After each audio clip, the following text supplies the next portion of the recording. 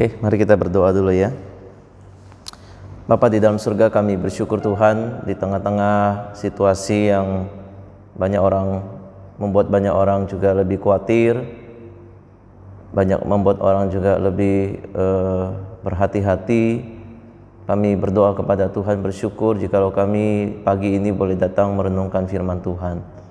Biar Tuhan juga terus boleh memberikan ketenangan, memberikan hikmat bijaksana, dan menuntun kami di dalam hidup-hidup kami yang penuh dengan ketakutan dan kekhawatiran ini. Biar kami tetap boleh mempunyai iman yang teguh kepada Tuhan menghadapi situasi kami. Dan biarlah Tuhan menuntun kami untuk terus bertumbuh di dalam situasi apapun yang kami hadapi. Biarlah firman-Mu menguatkan dan memberikan kedamaian bagi kami semua. Berkatilah kami boleh mendiskusikan firman-Mu pagi ini. Di dalam nama Tuhan Yesus kami berdoa. Amin. Saudara, kita membuka Lukas 14 ayat 1 sampai 6. Mari kita baca 6 ayat ini, tidak terlalu panjang ya. Kita baca bersama-sama Lukas pasal 14 ayat 1 sampai 6. Lagi penyembuhan pada hari Sabat. Pada suatu hari Sabat, Yesus datang ke rumah salah seorang pemimpin dari orang-orang Farisi untuk makan di situ. Semua yang hadir mengamati dia dengan seksama. Tiba-tiba datanglah seorang yang sakit busung air berdiri di hadapannya. Lalu Yesus berkata kepada ahli-ahli Taurat dan orang-orang Farisi itu, katanya, diperbolehkankah menyembuhkan orang pada hari Sabat atau tidak? Mereka itu diam semuanya. Lalu ia memegang tangan orang sakit itu dan menyembuhkannya dan menyuruhnya pergi. Kemudian ia berkata kepada mereka, siapakah di antara kamu yang tidak segera menarik keluar anaknya atau lembunya kalau terpelosok ke dalam sebuah sumur? Meskipun pada hari Sabat, mereka tidak sanggup membantahnya. Nah, saudara sekalian, aturan tentang Sabat atau topik-topik tentang Sabat ini seringkali disoroti di dalam pelayanan Tuhan Yesus. Ya. Kalau kita melihat ini bukan kali pertamanya Tuhan Yesus itu menyembuhkan orang di hari Sabat. Yang kita baca di Lukas 14 ini adalah yang ketiga. Ya, peristiwa ketiga dan juga mungkin yang terakhir dicatat Lukas, ini penyembuhan pada hari Sabat. Di Lukas pasal 6 ya, ayat 6 sampai 11, di situ juga awal-awal pasal sudah dicatat ada penyembuhan seorang yang tangan kanannya mati. Itu di hari Sabat.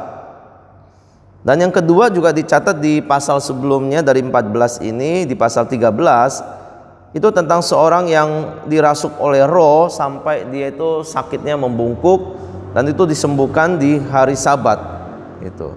Nah, sebenarnya yang membuat kita bertanya-tanya adalah Yesus banyak kali menyembuhkan orang hari Sabat, tetapi orang Farisi atau ahli Taurat menentang ini. Nah, sebenarnya apakah memang tidak boleh menolong orang pada hari Sabat atau melakukan suatu kebaikan kepada orang yang sangat membutuhkan di hari Sabat itu? Nah, kalau dicatat menurut tafsiran orang Yahudi itu kan ada Misna ya. Misna bab 7 ayat 2 itu dicatat memang ada 39 kegiatan yang dilarang pada hari Sabat ya. Nah, kalau saya mencatat, tapi saya tidak catat semua karena banyak sekali.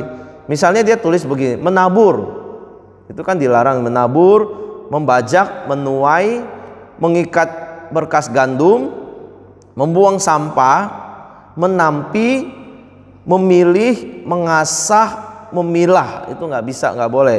Membuat adonan, membuat roti tidak boleh.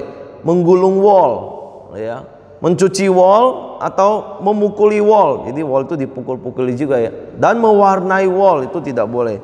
Memintal, menenun, membuat 2 simpul itu juga nggak boleh ya. Kemudian menenun 2 lembar benang, memisahkan 2 lembar benang, mengikat, melepaskan ikatan, menjahit, robekan, merobek, menjerat, memotong hewan dan lain-lain itu nggak boleh. Jadi kalau dilihat sampai 39 ini nggak ada mencatat tentang tidak boleh menyembuhkan orang Nggak ada di dalam catatan 39 Mishnah ini, tafsiran atau komentarnya ahli Taurat ini. Tetapi kok mereka mempersoalkan ini penyembuhan di hari Sabat.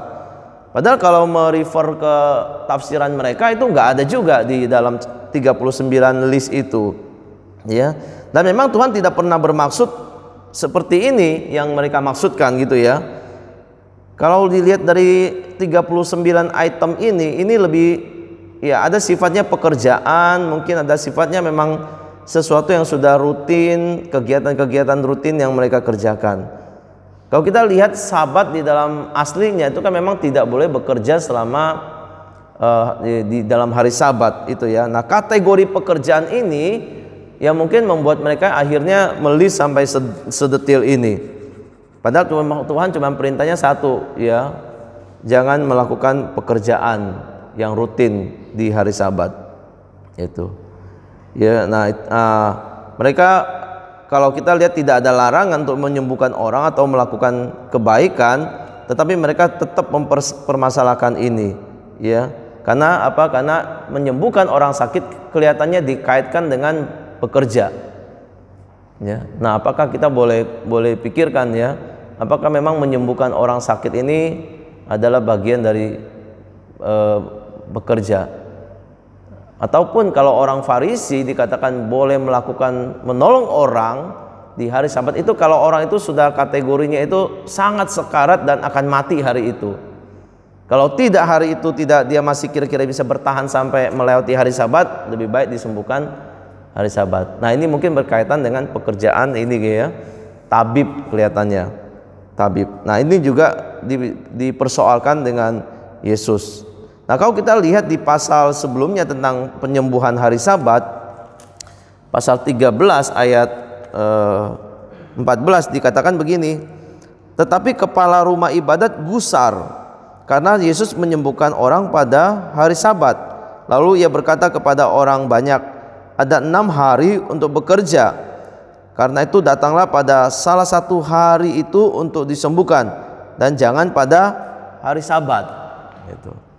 Ya, jadi mereka meskipun tidak ada di dalam Mishnah, tapi mereka mengkaitkan ini sebagai pekerjaan. Maka mereka juga mengkritik Yesus yang melakukan pekerjaan ini. Nah, berkaitan dengan pekerjaan ya, penyembuhan itu di hari Sabat sebagai pekerjaan, Yesus pun juga menegur mereka sebenarnya. Karena mereka juga melanggar aturan mereka sendiri, mereka juga bekerja. Makanya di yang pasal 13 itu Tuhan Yesus menegur mereka, hai orang-orang munafik, bukankah setiap orang di antaramu melepaskan lembu atau keledainya pada hari Sabat dari kandangnya dan membawanya ke tempat minum? Nah, ini kan juga sebuah pekerjaan kalau begitu. Ya, melepaskan domba, membawanya ke tempat makan dan minum itu pekerjaan juga gembala, dan gembala bisa bekerja begitu karena diizinkan oleh tuannya, diperbolehkan. Dan itu menjadi pekerjaan rutin juga. Nah, kali ini di dalam bacaan kita ya, Yesus datang makan di tempat seorang pemimpin dari orang-orang Farisi untuk makan. Nah, saudara sekalian, ada yang menarik di sini ya. Yesus itu makan di sana dan dikatakan semua orang yang hadir itu mengamat-amati dia dengan seksama. Itu. Mengamat-amati dia dengan seksama, seolah-olah sepertinya menanti-nantikan sesuatu yang menarik yang akan dilakukan oleh Tuhan Yesus lagi. Jadi udah mengamat-amati ditambah dengan kata seksama. Jadi betul-betul ini pesta ini kalau kita lihat, begitu Tuhan Yesus masuk ke rumah pemimpin ini, itu sorotan mata orang yang hadir itu langsung kepada dia. Gitu. Ya, bisa melihat nggak? Ini sepertinya ada sesuatu di dalamnya, bukan sesuatu yang natural sekali. Dan juga ditambah lagi tiba-tiba datang seorang yang sakit busung air di sini, ya, berdiri di hadapan Tuhan Yesus. Saya menduga gini, dan bahkan ada orang menduga juga ini kok bisa gitu ya. Ini kan sakit busung air ini kan orang yang bengkak badannya karena kebanyakan cairan gitu ya. Dan kita lihat ada yang janggal di sini begini, ada yang mengatakan ini kan pesta orang besar ini. Pesta seorang pemimpin dikatakan, seorang pemimpin dari orang-orang Farisi. Jadi ini pesta boleh dikategorikan orang yang penting, seorang pemimpin dari orang-orang Farisi buat pesta di rumahnya. Tapi kok kita nggak tahu orang sakit ini tamu yang diundang atau memang tamu yang tidak diundang, ya, teman yang diundang atau tidak diundang itu. Dan dipikirkan kenapa orang sakit itu juga bisa nyelonong masuk segampang itu, menyusup masuk ke rumah seorang pemimpin.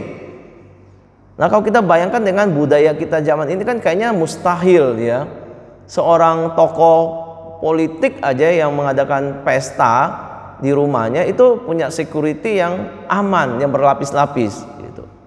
Boro-boro orang yang nggak dikenal bisa masuk, ya orang-orang sehat aja kalau mau nyelonong juga nggak gampang gitu. Ini kan bukan pesta pernikahan yang mungkin kalau orang di zaman ini bisa cuma kasih angpau lalu masuk dengan untuk makan gitu. Ini kan pesta eksklusif ya, seorang pemimpin yang mengundang orang-orang Farisi rekan-rekannya untuk makan. Dan Yesus kelihatan diundang di situ.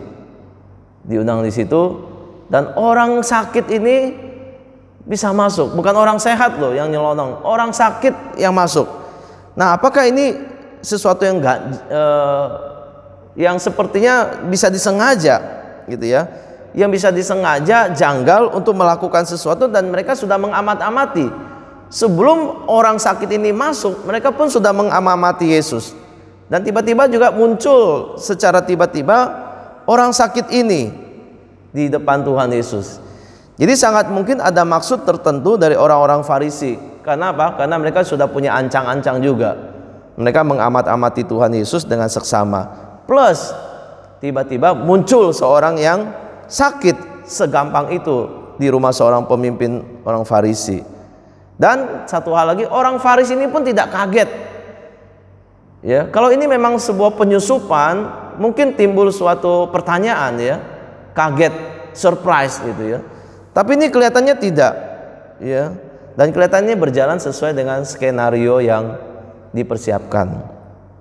Nah, kita juga tahu bahwa memang berkali-kali orang-orang Farisi, ahli Taurat ini memang segala sesuatu bisa dipakai untuk menjebak, menjatuhkan Tuhan Yesus, mencari kesalahan Tuhan Yesus, apapun itu, ya, baik dengan melalui jerat, melalui sabat, jerat melalui cara-cara yang lain ya, puasa misalnya, ataupun juga ajaran-ajaran yang lain itu. Jadi segala cara. Jadi kita tidak tahu ya orang ini sakit ini tamu atau bukan, tapi sepertinya dihadirkan untuk menjebak. Sekali lagi ya. Nah, tampaknya juga Tuhan Yesus tahu tentang hal ini. Karena kalau kita bandingkan penyembuhan di sini dengan penyembuhan di Sabat di pasal yang 13 ini agak berbeda. Di sini Yesus mengajukan sebuah pertanyaan. Ya, di ayat yang ketiga Yesus berkata kepada ahli-ahli Taurat dan orang-orang Farisi itu, katanya, diperbolehkankah menyembuhkan orang pada hari Sabat atau tidak? Jadi kalau penyembuhan sebelumnya Tuhan Yesus langsung sembuhkan, ya, karena itu konteksnya rumah ibadah tuh yang Yesus langsung sembuhkan, dan kelihatannya itu lebih natural. Kalau di dalam rumah ibadah orang bisa datang untuk beribadah, langsung Tuhan Yesus sembuhkan tanpa memberikan pertanyaan. Tetapi di sini Tuhan Yesus memberikan pertanyaan kepada mereka, seolah-olah Tuhan ingin melihat apa sebetulnya. Ya, waktu Yesus mengajukan pertanyaan ini, saya kira bukan semacam sebuah izin, ya, bolehkah menyembuhkan orang hari Sabat atau tidak. Ini bukan ke arah seperti izin, ya, tetapi lebih kepada sebuah pertanyaan retoris, ya, untuk melihat reaksi mereka ini seperti apa. Ini nggak perlu dijawab, tapi melihat reaksi mereka. Ya, apakah diperbolehkankah menyembuhkan orang pada hari Sabat atau tidak? Itu. Dan kita lihat sekali lagi respon mereka adalah mereka diam saja. Mereka diam. Mereka tidak bisa menjawab. Mengapa mereka diam? Ya. Sebelumnya mereka bisa berkelit, ya, seperti kepala rumah ibadah itu, udah jangan menyembuhkan hari Sabat, besok-besok aja disembuhkannya gitu. Apakah memang busung air ini sangat sekarat pada hari itu sehingga harus ditolong? Atau memang Tuhan Yesus sedang mengajarkan sesuatu kepada orang-orang Yahudi lagi, orang-orang Farisi ahli Taurat ini? Ya, atau mereka tidak bisa membalas, menjawab karena mereka sebetulnya juga melakukan hal yang sama. Melakukan hal yang sama seperti Tuhan Yesus lakukan. Hanya mereka munafik. Ya, dan kelihatannya mereka tidak bisa melawan hikmat Allah, dan juga barangkali mereka menyadari, mereka juga dikatakan di sini ya, Tuhan Yesus menjawab, siapa di antara kamu yang tidak segera menarik anaknya keluar atau lembunya kalau terpelosok ke dalam sebuah sumur. Jadi Tuhan Yesus juga ini seperti untuk menyampaikan bahwa ini sebuah respon yang sangat natural. Kalau ada orang yang menyembuhkan, orang yang sakit dan perlu disembuhkan, orang yang di dalam kesulitan, orang yang di dalam masalah, setiap orang itu secara spontan, ya, seperti menarik anaknya itu kalau keluar dari yang terpelosok, atau lembunya atau dombanya itu. Jadi sesuatu yang munafik kalau mereka lakukan, kenapa Tuhan Yesus tidak boleh melakukan itu? Dan setelah sembuh, orang ini langsung disuruh pergi oleh Tuhan Yesus, ya. Dan Yesus menegur mereka dengan kata-kata tadi, ya, siapa di antara kamu yang tidak segera menarik keluar anaknya atau lembunya kalau terpelosok ke dalam sebuah sumur, meskipun pada hari Sabat. Dan kita lihat sekali lagi, ya, mereka tidak sanggup membantahnya, Mereka itu seperti sebuah teguran, sebuah kritikan Tuhan Yesus atas kemunafikan mereka yang menusuk diri mereka. Tidak sanggup mereka memberi jawab atas argumen Tuhan Yesus. Mereka tidak sanggup membantahnya.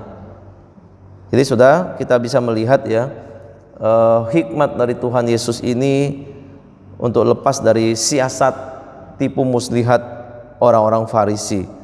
Dan bukan hanya itu, ya, bukannya Tuhan Yesus cerdik dan berhikmat melepaskan diri dari jeratan musuh-musuhnya, tapi juga sanggup membuat mereka bungkam.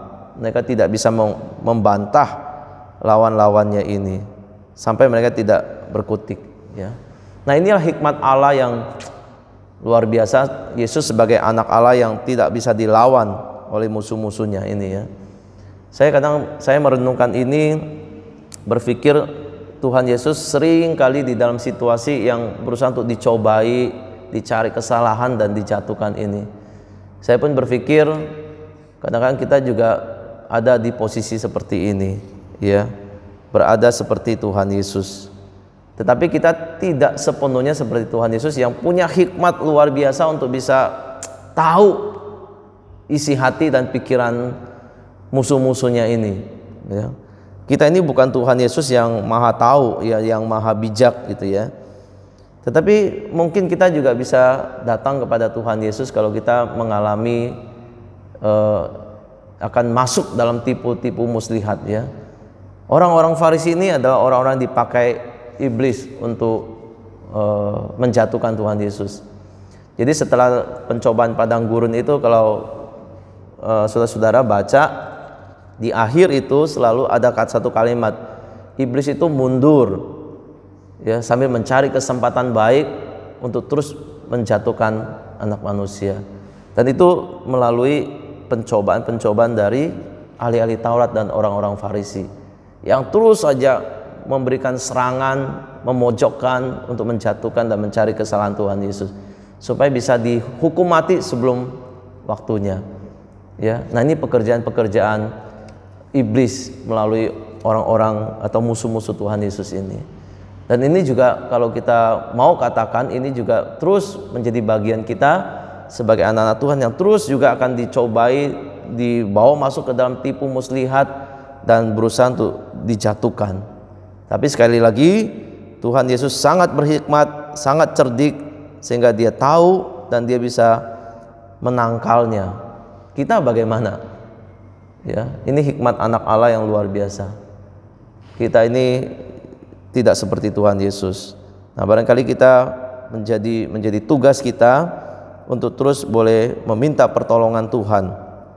Ya, waktu kita sedang mau dijerat, sedang mau dicobai, kita bisa berdoa kepada Tuhan, meminta hikmat supaya tidak terjerumus di dalam tipu muslihat iblis atau juga yang bekerja melalui orang-orang di sekitar kita.